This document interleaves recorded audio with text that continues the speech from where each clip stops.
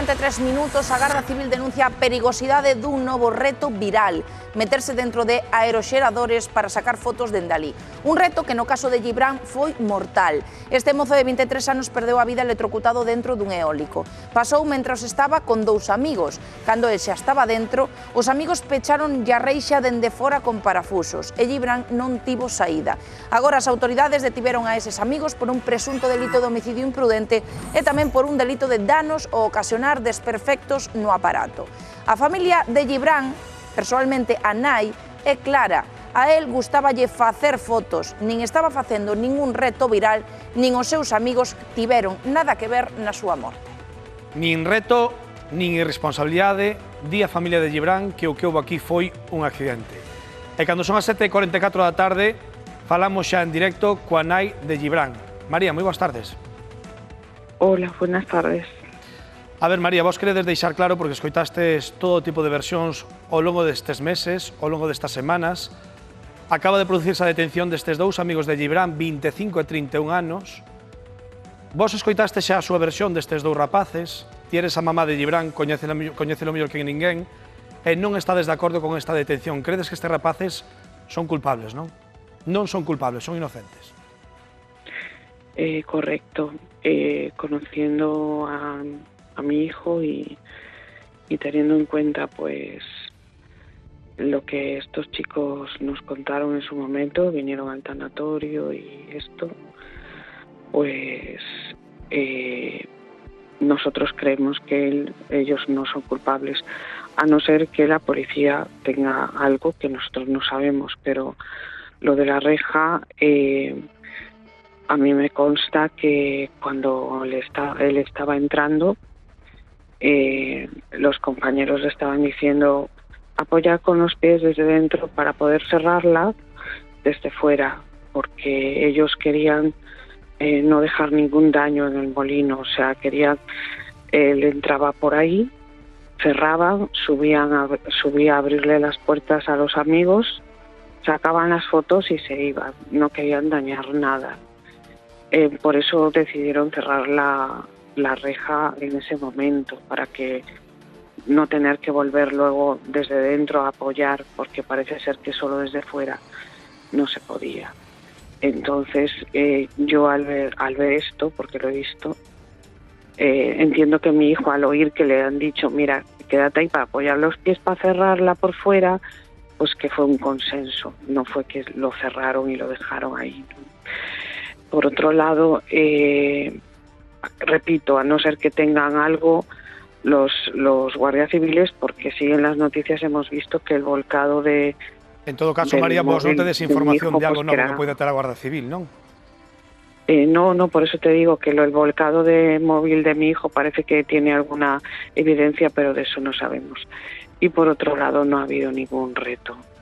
Claro, María, eso tamén querías ti aclaralo, concretamente porque fálase de un reto viral que consiste en subir os eólicos para sacar fotografías ou gravar vídeos, e ti queres deixar claro que neste caso non ten nada que ver con ningún reto, non? Yo no tengo conocimiento de que haya un reto viral sobre esto, pero de lo que sí estoy segura es que mi hijo eso no lo hacía. O sea, a las redes sociales les daba muy poca atención. De hecho, ni siquiera sus fotos subía muy pocas. Él hablaba siempre de dejar un legado fotográfico de fotos especiales, raras, diferentes. Y su idea, sacaba muchas fotos desde alturas. Su idea sería eso, subir, sacar las fotos e irse para conseguir unas fotos especiales, que él tenía previsto pues hacer un libro con el tiempo de ellas, ¿no? No son vandálicos, no estaban siguiendo ningún reto, no eran tan tontos. Eso sí, lo hicieron mal porque no tenían que haber entrado ahí. Aunque él siempre me decía que tenía mucho cuidado, yo le reñía, ¿no? Esto no sabía que lo iba a hacer, pero él siempre decía que tenía mucho cuidado. Y de hecho en su ordenador había vídeos de otros chicos que habían entrado intentando documentarse. que ese es el peligro, ¿no? Porque él creía que iba documentado, Claro. que podía entrar sin peligro, y resulta que el generador de este molino no estaba arriba como suele ser, sino abajo. Por eso se electrocutó y él no lo sabía. María, creo que acabas de falar como falaría calquera nai, porque o teu fillo ensinábache as súas fotografías que él lle encantaba facer, neses lugares de alturas, lugares estranos, e ti como calquera mamá, pois non che gustaba, porque dicías, onde te metes, que estás facendo, obviamente, pero no fondo estamos falando dunha paixón que era a paixón do teu fillo, que ti respetabas profundamente, e por eso estás convencida que o que pasou aquí foi un accidente. Falas de certas imaxes no ordenador de Gibran, mirando como era para entrar nun aeroxerador e demais, e que puido haber un cambio no que el tiña por sabido no propio aeroxerador que puido levar a esa descarga eléctrica, non? Correcto. Claro, María, porque habitualmente o que ti viches pois, nesos vídeos do teu fillo era que os xeradores estaban arriba. Neste caso, a mala sorte fixo que ese xerador estivera baixo e foi precisamente o que, bueno, pois, chocando tamén con esa reixa, fixo a descarga eléctrica que foi o que provocou a morte do teu fillo, non? Sí, correcto. Pero bueno, yo sigo diciendo que si estuviera aquí le reikiría por haber entrado ahí. Por supuesto. Pero que se entienda que no se trata de vándalos ni de chicos descerebrados que solo iban a hacer un reto. Sí es verdad que no fueron responsables porque esa pasión les puede, pero su idea era, pues eso, documentar. No sé, a lo mejor fotógrafos o periodistas puedan entender un poco este tipo de pasión, ¿no? María, pero las cosas que están oyendo por las redes de claro. Juzgándolos y juzgándonos a nosotros como padres, pues solo pediría que la gente pensara que no nos conocen lo suficiente y no conocían a mi hijo para juzgarlo, ¿no? Eu creo que sin querer, María, acabas de falar, como acabas de dicilo, como calquera mamá, respetabas o que facías, aínda que non che gustaban moitas cousas. E, María, eu quería vos preguntar, obviamente entendo a resposta, pero unha vez aclarado este mensaxe, vos como estades enfrentando todo este proceso agora os dous amigos detidos, como estades levando todos estes días, María? Pues, con todo o que se escoita, ademais. Desde ayer creo que estamos en estado de shock, ni siquiera sabemos muy bien cómo estamos. Llevábamos 8 meses lidiando con el luto y más o menos, bueno, vamos llevándolo. Esto ha sido así como un parón, no sé cómo estoy. Supongo que en unos días pues me equilibraré, ¿no? Pero, bueno, toreándolo como viene, ¿no? Non sei, María, se atopaches certo apoio tamén na familia dos amigos do teu mozo, o sea, do teu fillo, disculpa. De los que están imputados, dices. Sí. No, yo no los conozco. Yo solo sé que uno de ellos sí que nos ha estado hablando estos 8 meses por WhatsApp o por llamada, cómo estamos, muy preocupado, cómo estáis, dándonos muchos ánimos, ya veréis cómo todo va a ir bien, que Gibran estará pues orgulloso de que saldréis adelante, siempre animándonos muchísimo. Y con los padres, o sea, no los conocemos de nada, solo he visto que, bueno, pues este chico intentaba ser fiel a su amigo y animarnos, aunque no nos conocía de nada. Con el otro no tengo contacto. Pues María, seguramente tanto dende a Garda Civil, espero que sí, como espero que esas familias, eses dous rapaces agora detidos, acusados de algo importante, homicidio imprudente, ademais de desperfectos e demais, homicidio imprudente, entendo que sería bo para vos tamén, de algún xeito, poñervos en contacto coas familias destes dous rapaces, 25 e 31 anos, para un pouco establecer un relato e saber exactamente que foi o que pasou. No lo sé, yo creo que esto ya es una decisión de ellos, nosotros estamos disponibles y ellos eso es importante. Necesitan contactar con nosotros, aquí estamos. Y por último querría declarar que es importante que los chicos que tienen esta pasión fotográfica a través del Urbex, pues que le den una vuelta antes de hacer un plan y también que la gente se documente antes de lo que es el Urbex, antes de juzgarlos, porque es una cultura realmente, lo siento, potente con seguidores, non, María? Unha corrente artística con moita potencia, con moitísimos seguidores en todo o planeta. Sí, nosotros tampoco nos costó un poco al principio entenderlos, porque tenemos dos hijos millennials y este era Z, pero nos costó porque la generación Z tiene otra estructura cerebral, otra forma de entender la vida, ya no hay esa dualidad, todo es diferente, y nosotros como padres nos costó mucho. De hecho, ya te digo, siempre le reñíamos, oye, ¿pero qué has subido ahí? Y me decía, no, es que no valoras lo que hago, no valoras mis fotos. Sí, las fotos sí, pero yo tengo que abogar un poco por ese cuerpo, que estuve 15 horas de parto y intentábamos, había esa diferencia generacional, ¿no? Y como padres, pero sí que siempre intentando hasta un punto apoyarlo en su tendencia artística. Bueno, María, nos de verdade queremos, dentro de todo o equipo de Hora Galega, agradecerche que hoxe estes aquí en directo connosco no noso programa.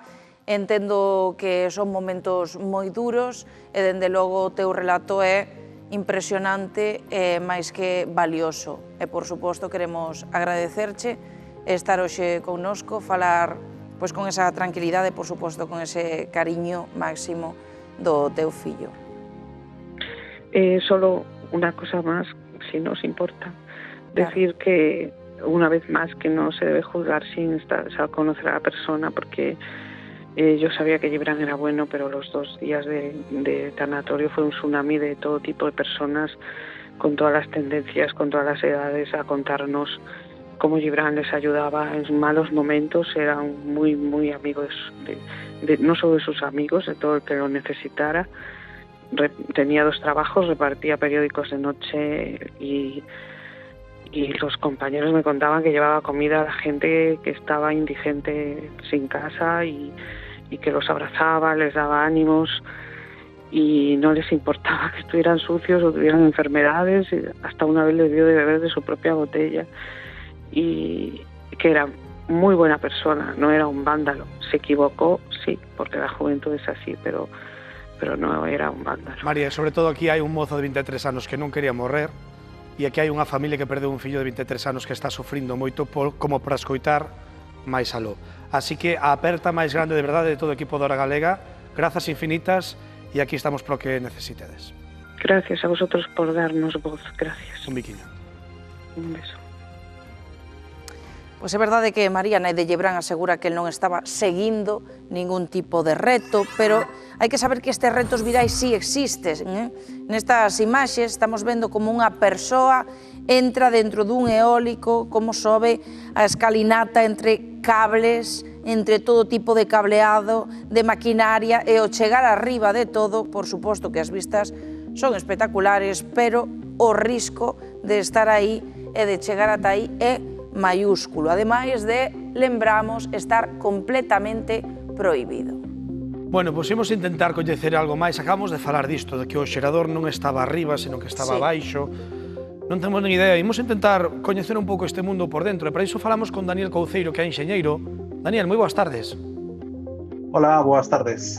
E imos ir rapidamente, Daniel, porque tampouco queremos profundizar moito, sabemos que é moi complexo, pero imos empezar polo básico. Daniel, que é un aeroxerador e como é por dentro? Pois un aeroxerador, ao final, é unha máquina que é capaz de convertir a velocidade, a forza do vento en electricidade. Eso é basicamente. Entón, o que ten arriba é un xerador, bueno, en distintas partes, evidentemente, non? Pero ten un xerador e ao final é onde se convirte a electricidade, e despois ten distinto equipamento eléctrico que pode estar repartido por dentro do propio aeroxerador. Claro, Daniel, e que medidas de seguridade teñen estes eólicos? Pois normalmente teñen como mínimo, depende moito do modelo, depende do fabricante, pero o que teñen, pois eso, portas de seguridade, con cerraduras tamén de seguridade. Moitas veces tamén, sobre todo os máis modernos, poden ter distintos sensores para que unha apertura desa porta poda facer unha parada de emerxencia. Depende, pero bueno, normalmente sí que é unha instalación industrial e sí que ten certas medidas de seguridade para impedir o acceso a persoas alleas a esa instalación. Daniel, esas medidas de seguridade non son por outra cousa que porque o aeroxerador é perigoso. Que enerxía, que cantidad de enerxía pode haber nun aeroxerador, se é na parte baixa ou na parte alta? Pois aquí máis que enerxía o que estaríamos falando é de tensión, non? Que tensión? Pois normalmente o aeroxerador na parte onde ten a maior tensión, que pode ser eso que estaba comentando antes, na parte de arriba ou na parte de abaixo, según se o seu diseño, estamos falando de pois entre 20.000 ou 30.000 voltios. Claro, nos nas nosas casas temos 230 voltios, entonces a diferencia é moi grande. Ao final, o maior perigo cando se fala dunha electrocución é canta máis tensión, pois máis facilidade ten a electricidade para percorrer o corpo, que ao final é o que pode causar ese desenlace fatal. Daniel, acabamos de falar do caso de Gibran, este mozo de 23 anos, que faleceu por unha descarga eléctrica dentro de un eólico. Falan que ele entrou por unha reixa e queremos saber que función ten esa reixa pola que entrou. Pois, sen coñecer o modelo exacto de aeroxerador, o que decíamos, os aeroxeradores o que teñen é un xerador de electricidade que normalmente ten unha tensión bastante inferior a que falábamos antes. E despois, dentro do propio aeroxerador, o que tese un transformador, non? Ese transformador o que fai é subir a tensión, porque a electricidade, para disminuir as pérdidas, normalmente elevase de tensión. En este caso, pois, por lo que se estaba comentando e por algunhas imaxes que había, parece que ese aeroxerador o que ten na parte inferior o transformador. Normalmente cando temos un transformador temos pois eso, calor e necesitamos evacuar ese calor. Posiblemente esa entrada que veíamos, esa reixa sería fora de ventilación. Pero depende do modelo. Non todos os aeroxeradores en esas zonas teñen esas entradas, esas ventilacións. Daniel, falamos neste caso dunha desgraza, fora desta desgraza, por suposto que sí. Entendemos que non só haber este tipo de accidentes, por fortuna, que as medidas de seguridade se cumpren, non? Nos parques eólicos e demais. Exactamente, o sea, un parque eólico final, inda que poda estar no medio do monte, en calquera sitio, non deixa de ser unha instalación industrial que ten as súas medidas de seguridade. Estamos falando deste caso desgraciado, con fatales consecuencias, pero temos que lembrar que ahora mismo en España pode haber uns 20.000 aeroxeradores. Estes casos son puntuais nos últimos anos, creo que dos poucos que se recollen. E afortunadamente, Daniel Couceiro, porque é verdade que vai a resultado tristísimo e terrorífico do que acabamos de falar. Pois Daniel Couceiro, enxeñeiro industrial, moitas grazas por aclararnos todos estes puntos hoxe na Hora Galega. Moitas gracias a vos.